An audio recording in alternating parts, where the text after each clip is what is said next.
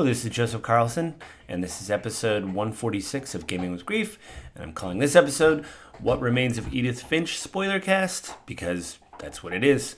But I want to remind you guys that this podcast will hit my website, www.gamingwithgrief.com, Monday morning at 7 a.m. So go there below the episode, leave a comment, let me know what you think of the show.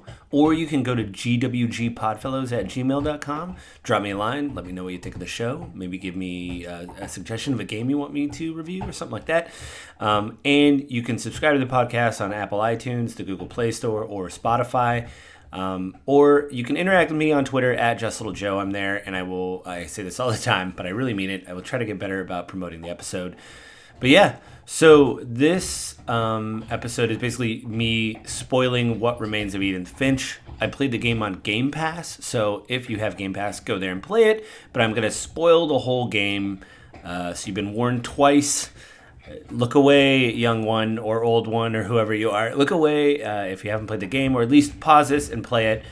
The game only took about 3 hours to beat, I think. I didn't check my official time. I think Xbox did an update where I used to be able to go to the official club page and check all that stuff, and that's hidden now. So I don't know if they made a change. I'll try to figure that out. But yeah, I'm gonna spoil the whole game. So I was taking all these notes, as I was playing the game, mental notes, and then I went back to check myself on Wikipedia. And Wikipedia just wrote everything down, and I was writing what Wikipedia was wrote down. And then I thought, well, why am I writing all this? I could just have Wikipedia open. So I have Wikipedia open. So basically, just to recap some of the things in the game, very early on, I think in my Impressions podcast a few episodes ago, I talked about how it felt very melancholy. And I did get that feeling. I think I just beat this game, I think yesterday. I was going to do them back to back, I think, Before Your Eyes when I did the spoiler cast on that, and then What Remains of Edith Finch. But I think mentally, Before Your Eyes I said in my spoiler cast, it made me cry, or I was on the verge of tears. And so I need to take a break and play a pressure valve game that I play, like a Games of Service or something like that. I like Marvel's Avengers. I know I'm crazy and weird. But I had to play that for a bit to kind of decompress and then go back and play this game, because even as I started it, it's very sad. Basically, to recap, I'm going to go moment by moment in the plot and tell you my impressions as the game moves forward. So the game starts, you play as you're basically the player character, is what it says here. Edith. You have her journal, Edith Finch, What Remains, right? She's on a ferry off the coast. Basically, she's in Washington State. I said that in my impressions thing, so I was kind of excited about that. She's going to Orcas Island, where her family has a home. And she basically is narrating to the audience, that basically she hasn't been here in 7 years. She's 17 now. Obviously, they left when she was 10. Her family believes that the house was cursed, and so that's why she left and never came back. It was basically because every member in the family had passed away, maybe before their time or tragically in or around the home. The first one was in 1937. The main patriarch of the family, Odin, decides to immigrate from Norway to the United States because his wife died in childbirth, Ingeborg. She died in childbirth, and so he says, that's it. I'm literally going to put the home on a barge and take it to the United States. And I didn't really do any research. I don't know if that's something that people would just do. They're like, I'm taking the whole home. Most people would come find a home. Anyway, he has a daughter, Edith, Eddie. He calls Eddie, or and Sven, her husband, and they have a newborn named Molly. They are all on this houseboat going to the United States. Waves off the shore of Orcas Island just wreck the boat, and Odin drowns. So the patriarch, the father, dies, but Sven, Edie, and Molly survive. And so the family builds the home that you see in the game. And what I really like about the home is you could tell it started out as one structure, but as the game goes on, when you look at it from the cliff, you see all these added on buildings to the structure, which is literally the family made it their own. And each room is intricately designed by the design team in the game. They did an amazing job to just show that people lived in this house and it was their own. Everybody has different interests, and it is people were basically in the home. It seems like almost shut-ins, even before the rooms were locked because of this curse. The mother, told Edith, like, don't go in here. She locked these doors because more and more people were dying. It seems even before that, there's a sense of just dread, and people just don't want to go outside, and that comes into a later story that I'll get into when I start talking about them. But even from the outset, I think this really, it sets a tone and sticks with the tone. And I think maybe that's why it took some time to play the game. Because, one, I can't imagine what the writing team and everything had to come up with for all of these people to die. And not only that, but I don't really talk about mechanics that much, but it's such a part of this game. Like, when you experience a flashback in, we'll take the first person. When the patriarch Odin dies with the house, it's basically through a view. She finds a viewfinder, I think it's a newspaper thing in someone's room about what happened. But the first room that you go in, that you're able to go in, she usually reads people's journals, and she reads a 10-year-old Molly, who is just really hungry. And it seems like her parents sent her to bed without dinner, which happens. Back in the day, your parents would punish you. It's what I can tell. And you actually are hearing Molly's voice. So once Edith reads a journal, you read the first line and it fades away, and then it goes into the story. And so you hear Molly talking about how she woke up. You're in her room, and she was just really hungry. And I didn't really understand what killed her. But what happens is, that's some of the reason why I had to read Wikipedia. But she basically ingests toothpaste, fluoride toothpaste, and she eats holly berries because she's so hungry. There's berries inside the house for the holidays, and she just eats them, because it was in the 30s or something. And so you would actually bring holly berries in the house instead of having some plastic ornament. And that ends up killing her. But she has this hallucination, I think, as she's dying, that she's different animals, and she's so hungry. She first plays an owl. You find rabbits in a field, and you're flying, and you have to grab one and eat them. Then you're a shark, and you eat seals, and then you become a monster, and you're kind of controlling this tentacle as it goes through a fairy, and you're killing people. And then it fades away, and I was like, oh, that's really strange. But I had to read Wikipedia that's how she died, which was from the Florida, which I had a feeling when I was playing it that it was the berries, because I was like, oh, that can't be good, you just pick up some berries and decide. Anyway, this is really tragic, for a 10-year-old to die, really, because this is the first room, as I understand it, there's only one path through the game, and so this sets a tone.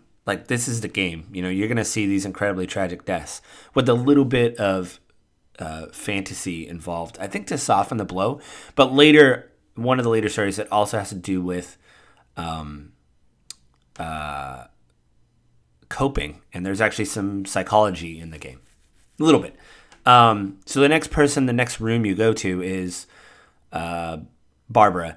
She was 16 years old, and apparently she was either murdered by her boyfriend, who could have been domestic violence because they got in a fight. She was a child actress, had a really good scream when she was young. It kind of faded away, and she couldn't scream like she used to. Had to get a normal job in a diner or something. And it's presented as a Crypt Keeper knockoff comic as you are reading it in her room. And the camera focuses in on the pages, and you're kind of experiencing it. And there's these cool sections where you move in the comic. So it kind of zooms in, and instead of just a panel, you're controlling the character in the comic. It looks like there's a home invasion, but she also had a fight with her boyfriend who comes back. And it is implied that either there was a break-in, because you hear radio playing during that there is somebody out there breaking into homes, and people should be careful. But Barbara has a cane or a crutch because her boyfriend is hurt, and she kind of goes around the house and tries to defend herself. But it ends with a surprise party. So all the noise, or all the lack of noise and the quiet in the home, was basically just everybody setting up a surprise party for her. But that's not what really happened. Apparently, she was killed because it flashes the last scene and the knockoff Crypt Keeper, which the animation's great, but I know what they're doing. He says basically that's not what really happened. She was really attacked at home. The parents had to come home early, and Calvin, or I'm sorry,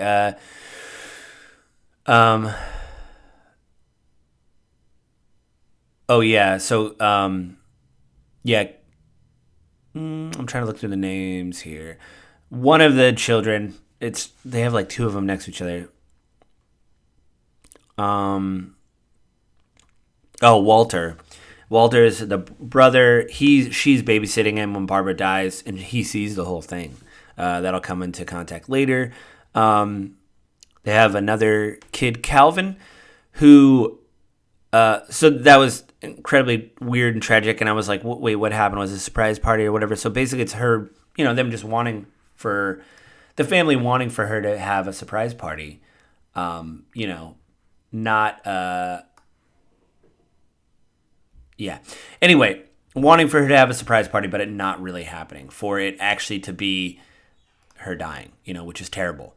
And then the next person is Calvin, and this was the quickest. So you're kind of going through these vignettes, and you're climbing through different parts of the house to read someone's journal or read a newspaper clipping or something, or look at photos.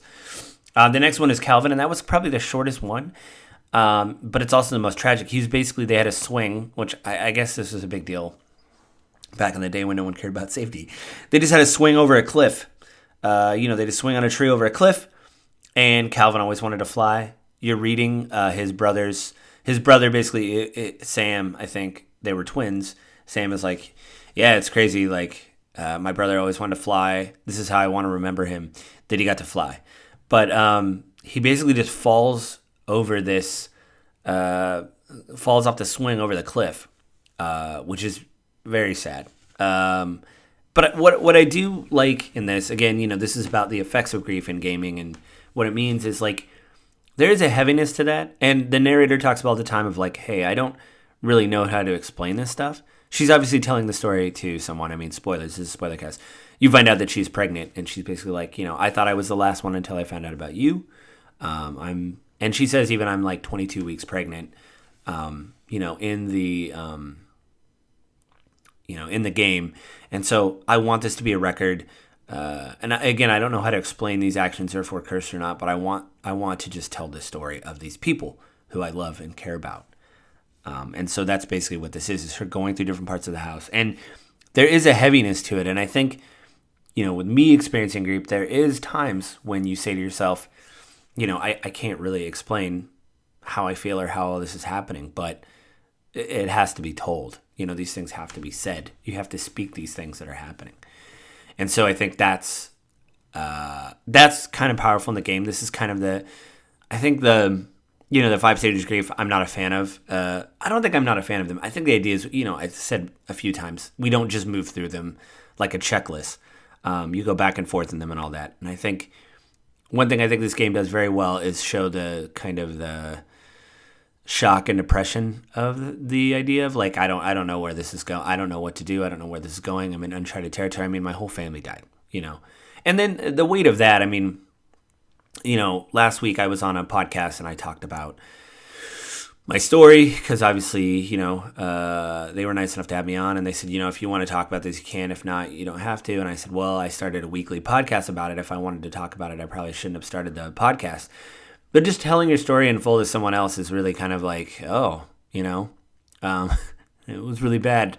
And so I think that this does a good job of that, of like the weight of grief, if that makes sense. Like the weight of like, this is incredibly traumatizing and it just keeps happening. This game nails that, So then getting back to the game, the next person who was killed is Walter. He's the one that saw Barbara get killed. And he literally lives underground in a bunker, which you find in the game. And you flash back to him, and it's like the same day over and over and over again. And it's been like 30 years, and he's been living off canned goods that he stashed away in the bunker. He decides to leave the bunker, and he says, I'm going to enjoy this. I'm going to go above ground. I'm going to enjoy life now, especially the food, because all he's been eating is canned food. And it comes, the tunnel he built comes up above ground over some railroad tracks, and he's hit by a train and killed. Yeah, it's terrible. Now there's more deaths. 22 months. One of the children, Gregory, drowns, which was the worst one. Like, he's having an imagination. He's imagining the toys are playing for him and stuff like that. And he's sitting in a seat, but the mother has to get a phone call. And one of the toys hits the on for the spigot, and it just keeps filling up, and the son dies. And basically, you're reading the divorce proceedings where the father and mother got divorced, and he says, I it's not your fault. It's not anybody's fault. It's something that happened, and I think our son, I think he's happy or peaceful or something like that. It's okay. And this obviously hit it hard, having lost children. So, yeah, this is when you're like the low point of the game for me, where you're like, oh, okay, I need to sit with this for a bit. But the fact that, like, this, I've read their gossip columns and stuff like that, but I have read of people breaking up from stuff like this before. If there's a miscarriage or something like that, it is tragic, and I can see where it is. I mean, no judgment at all. It's so traumatic that it makes sense for people to say, we've failed, guilt, things like that. Let's just move on. It's really powerful to show that, because I think, especially in games, there's this idea of like a happy ending of like, oh, they'll work through and make it through and whatever. But these people didn't. It broke them apart. The next one is, this one was a little bit more abstract. So Gus, the father, is getting remarried. The man who lost their 22-month-old son is getting remarried, and he wants his son Gus to come in. Gus is flying a kite outside, flips him off. He's 13. He doesn't want anything to do with the wedding. You're flying a kite and like knocking stuff out. You're like picking up the letters in the wind. It's very windy. You're on the cliffside. And it's just really, this was the one that was abstract that I'm glad I looked up Wikipedia. Maybe I missed something, but you basically he knocks over a totem pole during a storm and it kills him. But what it looks like is he wants to disrupt the wedding with the, because his father's getting remarried and he doesn't want to be a part of it. With the kite, he's like disrupting this wedding and like moving the letters back and forth and all this stuff, and it's really terrible. And the totem pole falls and crushes him. So I don't know, again, if this is like a bit of imagination where they're like, this is how, I think, it's a poem. It's basically like somebody read, that's what it was. It was somebody writing a poem about their brother about, this is how I wish my brother to be, like in a way, this is how I wish my brother to be remembered, that he did this. And you find out that, like, that's not what happened at all. I guess it's where history and myth meet, and, I liked your poem better than getting, telling about your 13-year-old brother getting crushed by a totem pole. So Sam and Kay get divorced, and at 33, Sam falls with his daughter, Dawn. This is probably the most tragic one, where he's trying to teach his daughter to hunt, and she takes the shot, and it's on a nearby cliff. The father gets up, puts a camera, like, on a tower or something, on something tall, like a tree trunk or something, to get a picture of her first kill. He goes up to take the picture with her, and she didn't fully kill the buck, and it hits him, and he falls off the cliff and dies. And that was the one where I was like, whoa, like, that is terrible. So then, traumatized by that, Dawn goes to India, and she marries Sanjay, and they have three children, Lewis, Milton, and Edith, her. In 2002, Sanjay dies in an earthquake, and Dawn returns with her children to the Finch home. This is kind of talked about more in flashbacks about. Edith is like talking about, there was an earthquake here, and they built homes together when Mom went to India after everything that happened, and there was an earthquake, and it killed him. And I was like, oh, that sucks. Milton disappears, one of the children. He's 11. Dawn becomes incredibly paranoid. She seals off all the bedrooms and things. There's missing posters all over the game and stuff, so you actually don't know what happened to Milton. And Lewis, in 2010, after struggling with substance abuse and mental illness, Lewis commits suicide at the age of 21. This was incredibly, probably the most ingenious part of the game, gameplay-wise, where you're moving one hand, fish are coming down a chute, you're moving them into a thing to chop the head off, and you're throwing them down the next part. And on the left-hand side of the screen, it's basically a note from a psychologist you're reading. This is where the psychology comes in, where the psychologist says, we understand that your son has issues and we wish he would move through them, and here's what he saw. And it was him having a fantasy world where he was a king, people loved him, he was going to meet a queen and get a crown, but he wouldn't leave the fish hatchery because he was so depressed and he had all these mental issues because probably what happened to his whole family. The doctor said she tried to work with him, but it didn't work out, and so he is now just working in this fish hatchery, struggling with mental illness. He dies when he's 21. Dawn decides she has to leave the house. The grandmother, Edie, just says, I'm not leaving. They get in an argument. She says, I'm staying here. You leave the grandmother behind. The next day, Edie is found dead when the car comes to get her. They're going to have a van and take her to a home.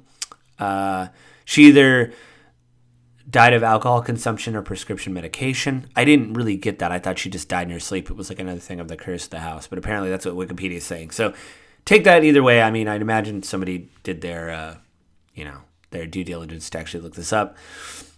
7 years later, Dawn succumbs to an undisclosed illness. That's Edith's mother. You have a short scene where your mother looks like she's in the hospital and gets really sick. You hold her hand and she dies. This hit for me because that's what happened to my mother. Pretty much exactly. My mom had an illness and I held her hand and she died. So that was a rough one. Not going to lie. Yeah. So that took a little bit to process and move from there. And then basically you just see the heart pumping and everything. And you see the heart pumping and it's you basically wrapping the game up where you say, I wanted you to know these things. I don't really know how to explain it, but I'm so happy you're here. She gives birth to Christopher, her son, and it just ends with him putting flowers on Edith's grave. So it's kind of like he's kind of inherited the house. So yeah, that's pretty much the game. Again, it's about 3 hours long, and I gotta say it was one of those things where it took its toll. So I think right after that I needed to read something, or I think I watched a YouTube video that made me laugh or something. It was pretty shocking. I will say this kind of sinks in a little bit as a game, where you get this literal sinking feeling as you're playing it of like it just kind of sits with you a bit, and I think that's what's cool about it. And I think this is only something that can happen in the indie space. I don't think a AAA game could do this, although, like I've talked about The Last of Us and of God of War, it's pretty crazy how they can do that on a massive scale. But that, I think sometimes these indie games can do this quicker, It's crazy to me that they were like, hey, this just to pitch this game too. I mean, obviously, like I read in the intro episode, they've won tons of awards. So they could say, hey, we've done it again. We've done it once. We can do it again. We want to make something as moving as this.